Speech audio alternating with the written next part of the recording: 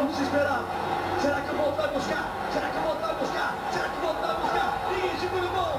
Ninguém segura o Bolt. Ninguém segura. Humilha. 9,80. O homem é gênio. É uma fera. É uma lenda do esporte.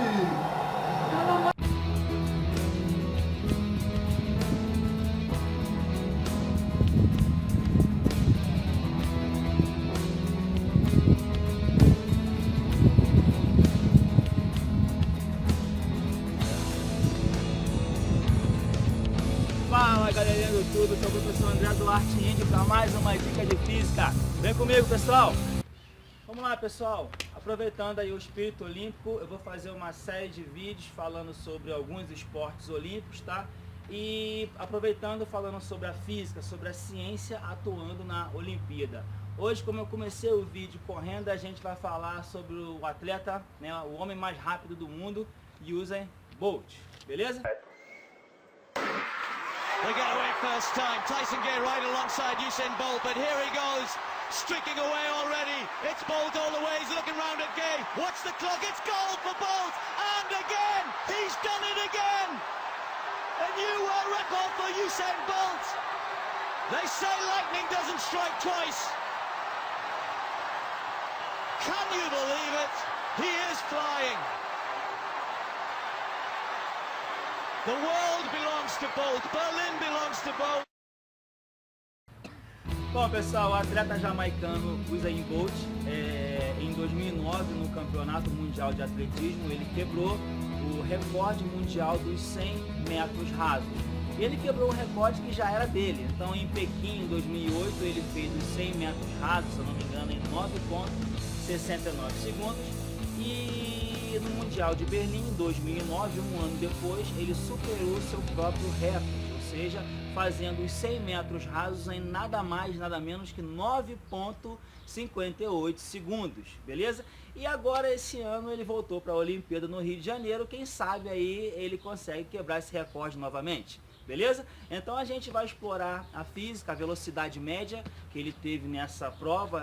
Exatamente, eu vou analisar a prova em que ele quebrou o seu próprio recorde mundial, tá? Em 9,58 segundos. Então vamos analisar a velocidade média, a força média que ele teve e a sua potência instantânea, tranquilo? Ou seja, aspectos físicos que podem ser cobrados em uma prova de vestibular. Então vem comigo. Vamos lá, pessoal, vamos fazer uma análise agora matemática e física, tá, do desempenho do Usain Bolt nos jogos mundiais, né, digamos assim, de atletismo em 2009 em Berlim, onde ele quebrou o recorde mundial dos 100 metros rasos, né? Eu já falei com vocês que ele fez esses 100 metros rasos em 9,58 segundos, beleza? Esse gráfico aqui, ele descreve a velocidade em função do tempo do nosso atleta. Vocês podem reparar que no início da corrida ele teve uma aceleração muito grande, a velocidade cresceu rapidamente em pouco tempo. Só que, porém, depois, ó, a curva ela foi ficando um pouquinho esquisita, não dá pra gente analisar, né, de uma maneira precisa. E depois ela veio caindo um pouquinho. O que esse gráfico está me dizendo? Que o Bolt, né, em 6 segundos, ele chegou a uma velocidade máxima, digamos assim, de praticamente 12 metros por segundo, que, se a gente multiplicar por 3,6, a gente vai ver que vai dar 43 km por hora. Então ele chegou numa velocidade máxima de 43 km por hora. Tá para ser multado, hein? E depois vocês podem ver pelo gráfico que a velocidade dele caiu um pouquinho. Então quando ele passou pela linha de chegada, ele passou com uma velocidade um pouquinho menor. É claro, né? Ele acelerou, tentou manter essa velocidade, mas não deu, por causa do desgaste físico, do gasto de energia. Mas mesmo assim, ele cruzou a linha de chegada com uma velocidade de 11,7 aproximadamente, tá? Metros por segundo, em torno de 42,12 km por hora. Né? O cara é uma máquina, beleza? Para um ser humano fazer isso daqui não é fácil não, beleza? Para a gente calcular a velocidade instantânea que ele teria em cada instante de tempo é um pouco complexo, não é uma tarefa fácil. É preciso fazer um limite de um tempo tendendo a zero de uma certa função. Então, se a gente tivesse a função, né, que rege o deslocamento em função do tempo, se a gente fizesse um limite, tá? Ou melhor, uma derivada, a gente calcularia a velocidade instantânea, tá? Não é isso que eu estou interessado. O gráfico velocidade em função do tempo já está aqui. Então vamos calcular a velocidade média, tá? Média que ele teve em todo o percurso. Vem comigo. Bom, a gente já sabe que velocidade média, tá? Nada mais é que a variação de posição, variação de espaço, ou seja, quanto que ele andou, dividido por quanto tempo ele levou. ΔS sobre ΔT. Isso daqui é chamado de velocidade média, beleza? Então vem comigo. Então a velocidade média, tá? Vai ser o seguinte. Quanto que o Usain Bolt andou nesse dia aí? Quanto que ele percorreu? 100 metros. Então, 100 metros. Maneiro? Dividido por quanto tempo ele levou para fazer esses 100 metros? 9,58 segundos. Então você vai lá e joga 9,58 segundos. Se você fizer essa continha, tá? Eu já fiz aqui na minha calculadora científica, a gente pode perceber que vai dar 10,4 metros por segundo. Se a gente, multiplicar por 3,6, que eu já expliquei isso para vocês num vídeo passado aí, a gente vai ver que a velocidade média dele vai dar em torno, deixa eu ver aqui, de 37,5 km por hora. Essa é a velocidade média dele, é uma média de velocidade. Não quer dizer que ele andou o tempo todo com essa velocidade. Tanto que eu já falei com vocês, ele teve uma velocidade máxima de 12 metros por segundo e quando ele cruzou a linha de chegada, ele estava com uma velocidade em torno de 11,7 metros por segundo. Então, quando eu falo de velocidade média, não quer dizer que ele andou com essa velocidade o tempo todo. Simplesmente é uma média de velocidade, beleza? Bom, pessoal, vamos fazer uma abordagem agora da aceleração que o Bolt teve e da força que ele, digamos assim, teve, pelo menos no início da corrida, tá?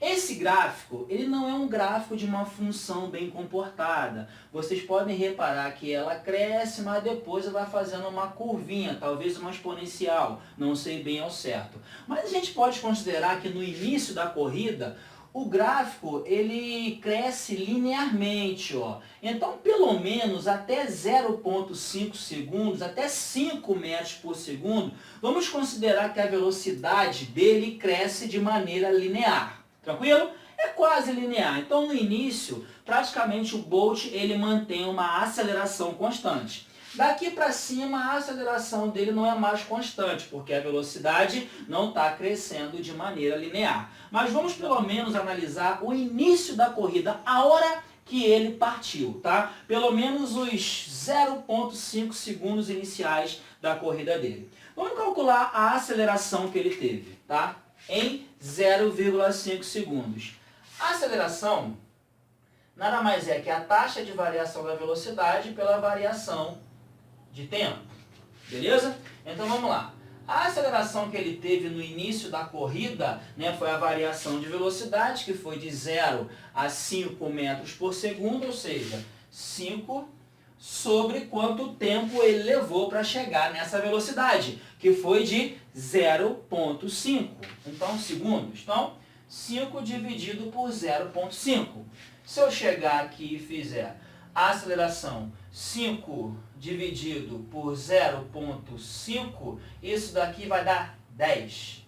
10 metros por segundo ao quadrado. Então, pelo menos no início da corrida, o Bolt manteve uma aceleração praticamente constante de 10 metros por segundo ao quadrado, que é equivalente à aceleração gravitacional. Olha que doido! Bom, com base nessa aceleração, vamos calcular uma força média que o Bolt teve que fazer, teve que imprimir nas pernas dele, digamos assim, para poder ter uma aceleração de 10 metros por segundo ao quadrado. Para isso, eu vou fazer uma estimativa que a massa do Usain Bolt seja em torno de 80 kg. Não tenho certeza, mas é só uma ideia. Deve ser mais ou menos por aí. 80, 85, tá, beleza. Bom, para a gente calcular essa força que o Bolt, tá, imprimiu aí, para ele chegar a essa velocidade nesse intervalinho de tempo, vamos jogar a segunda lei de Newton.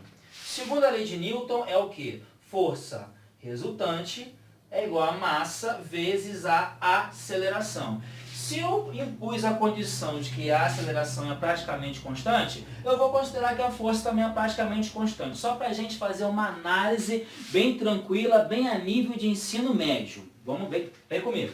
Então a força resultante que o Bolt imprimiu para chegar nessa aceleração vai ser a massa dele, beleza? Vezes a aceleração que ele teve, vezes 10. Então a força que Bolt fez foi de 800 newtons. Pegar a ideia? Beleza? Bom, pessoal, para a gente encerrar aqui a nossa análise matemática, a nossa análise física, vamos falar um pouquinho da potência que o Usain Bolt desenvolveu, pelo menos nesse iniciozinho da corrida, onde o gráfico é praticamente linear, tranquilo? Vamos calcular a potência instantânea dele quando ele estava exatamente com 5 metros por segundo. Você pode reparar que a potência, tá? Nada mais é do que a força que ele aplicou multiplicado pela velocidade instantânea. O cálculo de potência, ele é simplesmente uma estimativa. A potência, ela depende de vários fatores. Por exemplo, uma potência para adquirir energia cinética, uma potência para vencer a resistência do ar, digamos assim, uma potência, efeitos menores, né, como balançar das pernas e assim por diante. Então aqui a gente vai se ater apenas a esta equaçãozinha aqui que a gente vê em qualquer livro do ensino médio. Show? Vamos lá. A potência vai ser igual à força que o Bolt aplicou, pelo menos nesse iniciozinho de corrida, que eu já calculei aqui, que foi de 800 newtons. Multiplicado pela velocidade instantânea, que ele tem exatamente em 0,5 segundos, que foi de 5 metros por segundo. Multiplicando essa tranqueira, usando uma calculadora científica, um cálculo bastante complexo.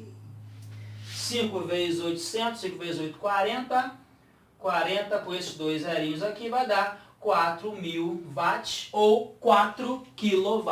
Beleza? Show de bola? Pessoal, como já era esperado, o Usain Bolt continua sendo o homem mais rápido do mundo. A prova terminou agora, medalha de ouro. Se eu não me engano, ele fez o 100 metros em 9,80 ou 81 segundos, tá? Não quebrou o seu recorde, mas continua sendo o homem mais rápido do mundo, beleza?